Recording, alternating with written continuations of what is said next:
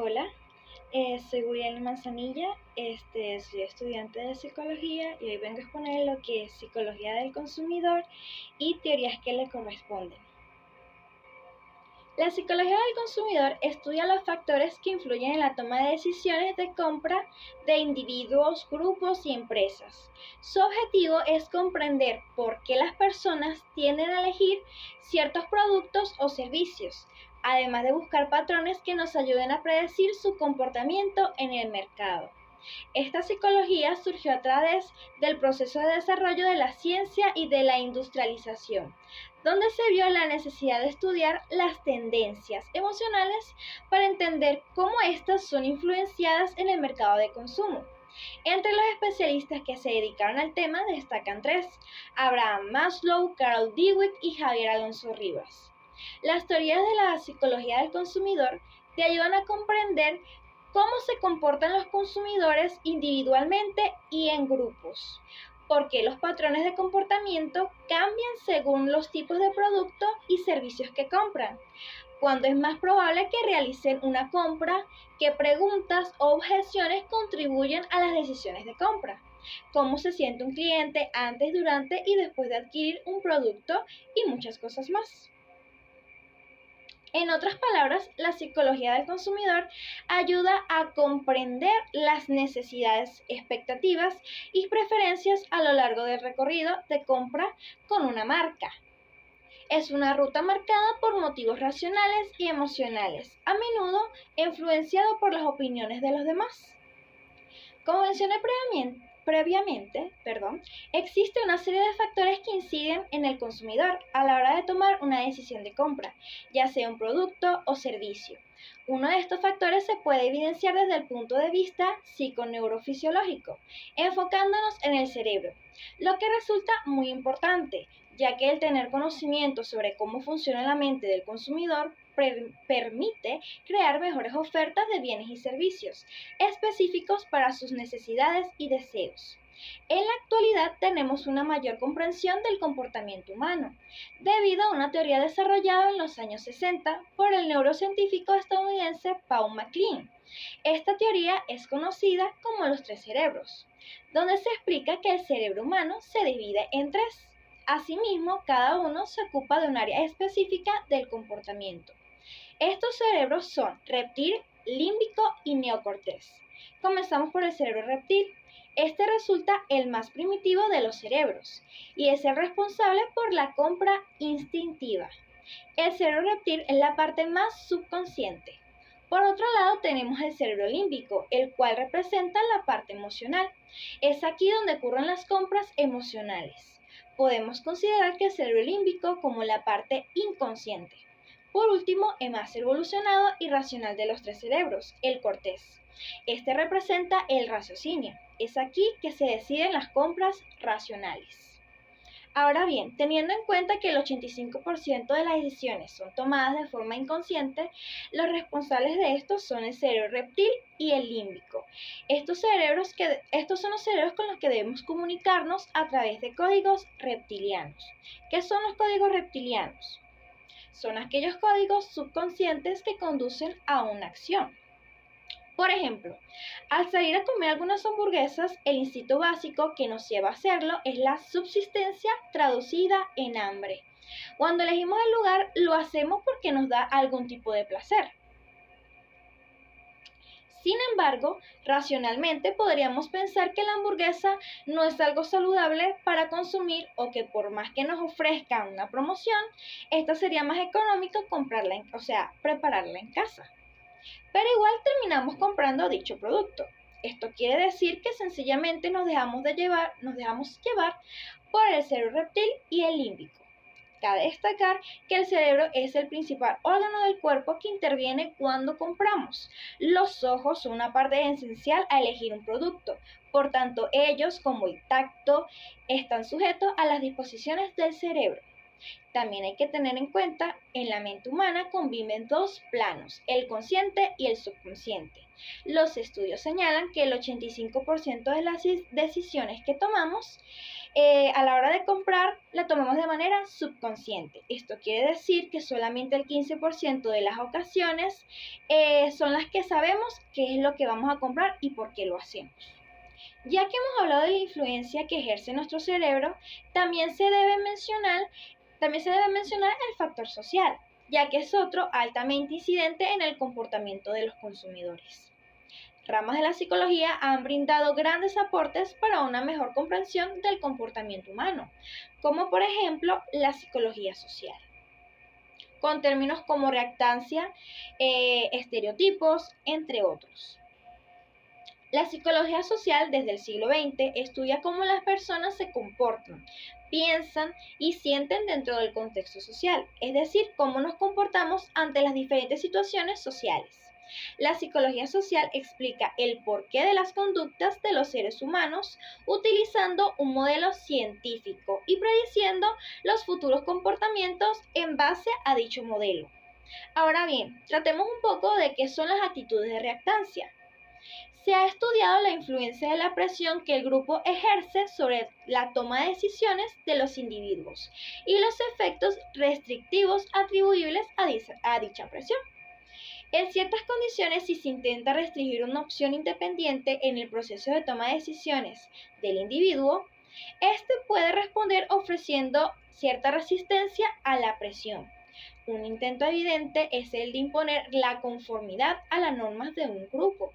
Esto puede producir un efecto contrario entre sus integrantes, de manera que estos sigan una dirección independiente para no seguir al grupo. Este comportamiento puede observarse en el mercado, cuando un comprador acepta la norma del grupo, conservando un nuevo producto o adoptando un nuevo estilo, pero manteniendo su independencia al comprar un color o marca diferente. A este fenómeno psicológico se le ha llamado reactancia. En virtud de ella, la persona se siente motivada para resistir una reducción mayor de su conjunto de conductas libres y a no ceder en términos absolutos ante la presión del grupo de referencia. Para que se produzca la reactancia psicológica se requieren de dos elementos. El primero es que el consumidor debe contar con un poco de libertad para obrar en una situación determinada con cierta discreción. Segundo, debe presentarse alguna amenaza que ponga en peligro esa libertad tan importante. Por ejemplo, un estudio demostró que en las ventas de duración limitada, los anuncios de oferta de un solo día generan mayores posibilidades de compras que los que son de larga duración. Disculpen. Otro estudio reveló que cuando se limitan las cantidades, el atractivo de un producto aumenta. Además, los grupos de referencias pueden mediar en los procesos de reactancias, como el que opera cuando el individuo no prevé una interacción futura con el grupo, es decir, no siente obligación o comparte un vínculo influyente que lo haga seguir a dicho grupo. En cambio, cuando la persona tiene una conexión o comparte una obligación con el grupo, lo más probable es que se deje guiar y acepte la presión del grupo. En función de este último caso, los grupos de referencia influyen en los hábitos de compras. Se puede observar cómo en grupos numerosos, sea por consenso o sujetos a la conformidad grupal, los individuos realizan muchos cambios en los planes de compra. Por otro lado, la decisión tiende a ser persistente cuando un producto o la decisión la toma el propio individuo. Otro tema a abordar son los estereotipos. De acuerdo con el diccionario de la RAE, un estereotipo es una imagen o idea aceptada comúnmente por un grupo o sociedad con carácter inmutable. Estas imágenes son creadas con base en determinadas características sociales, como en el género, la edad, el nivel de ingresos, el aspecto físico, la religión, entre otras. En la actualidad, diversas demandas han sido instauradas por el mercado como necesidades al interior de la sociedad y el individuo, siendo estas evidencias en la adquisición de productos y servicios. La oferta del mercado se muestra de manera seductora ante el sujeto o cliente y toma como propios aquellos estereotipos para ser transformados en necesidad de consumo. Es así que el consumidor está invadido de un sinnúmero de publicidades, en la que la mayoría está arraigada a estereotipos, como estrategia para movilizar al sujeto a consumir determinada marca o producto, con el cual se siente identificado y puede incurrir en un estilo de vida. El estereotipo materializado en la imagen representa una carga emocional que se vuelve un factor importante en el deseo del consumidor, seduciéndolos para lograr identificaciones con la marca y así adquirir un producto y utilizar un servicio que ha sido inducido inconscientemente en el deseo de estos. El comportamiento del consumo está ligado a la siguiente premisa: todo deseo da cuenta de una falta, toda falta genera una demanda y toda demanda va acompañada de emociones. En toda emoción surgen sentimientos que se pueden evidenciar en el pensamiento y en la adquisición de un producto y de un servicio. Otros conceptos influyentes son las minorías y las mayorías. Concebimos a la minoría como una pequeña fracción o un pequeño número, inferior a la mitad del total, de individuos que comparten ciertas opiniones, ciertos juicios, valores o comportamientos, que siempre difieren de los que comparten la fracción más numerosa, es decir, la mayoría, de algún grupo importante de referencia. Las mayorías vienen a ser, por así decirlo, la comunidad. Las minorías pueden ser influencers, figuras públicas o de entretenimiento. Para finalizar, tenemos el término percepción. Este es el filtro que utilizamos para vernos a nosotros mismos y al medio ambiente en el que nos desenvolvemos. Es el proceso por el cual un individuo selecciona, organiza e interpreta la información que recibe para crear una imagen del mundo. La percepción depende de los estímulos físicos y la relación entre los estímulos y el ambiente que rodea al individuo. Existen tres procesos perceptuales: la atención selectiva, que es el filtrado de los estímulos; la distorsión selectiva, que es la interpretación de modo de ajuste de nuestras creencias; y por último, la retención selectiva, lo que apoya nuestras ideas.